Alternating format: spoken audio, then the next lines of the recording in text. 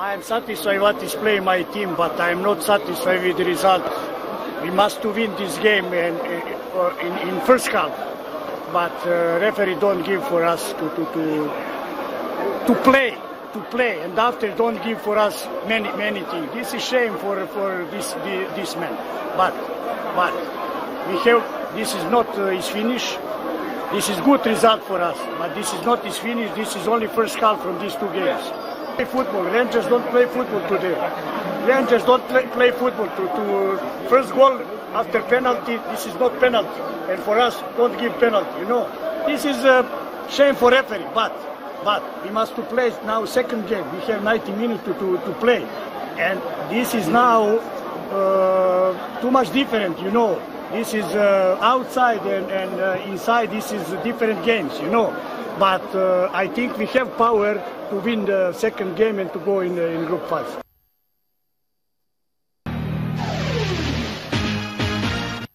I support these boys through thick and thin, and it's so unfortunate that things are not really going right for them this time. They want to win. Every player wants to win, no matter the condition. So if there are some players the technical advisor feels have let him down, then he is the technical advisor. I believe he has taken control of that. You saw the boys today. They played with their heart. But then, it didn't just work the way we planned. We were 2 goals up, and just within the blink of an eye, equalizer. It's unimaginable to me, but then we must believe, we must fight. Rangers is a club that can cancel a 3-0 deficit. Rangers is a club that can cancel a 4-0 deficit. I will go home to sleep with the belief that when we go to Zambia, we'll make our fans proud. I will go home to sleep with the belief that our players understand what is at stake. I will go home to believe that if Rangers can score 2 here, and Zesco can also score 2 here, we can score 2 in Zambia, and they will not score. This is football.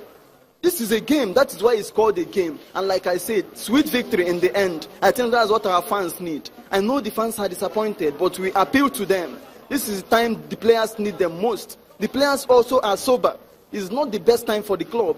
Every club has a bad time. Last year was our year. From 21st of February last year till 3rd of October last year, when we won the league after 32 years. All the fans, millions of the fans in the country and around the world, they were happy. They stood behind us. We encouraged each other. This is the time we need them most. We need them more this time because this is just a game. It happens to every club. I remember some years ago, Inter Milan was the joy of everybody. But then they started dwindling. It's so unfortunate that we found ourselves in this crazy situation. Look at them. Just look around. You see tears in their eyes. And then I begin to imagine the same people that we are smiling as a 3rd of October last year. Look at what is happening. So this is the time we appeal to them. They should stand behind the coach. They should stand behind the management. They should stand behind these players. These players are human beings. They don't want to let them down intentionally. They scored 2 goals. They needed more goals. They wanted to go for goals. It's unfortunate it has happened. And it is not the end. We will go to Zambia with the belief that we are coming back to get to the group stage. Sorry, guys, that's the way it is. It's football. No, Ty, you have some tweets there.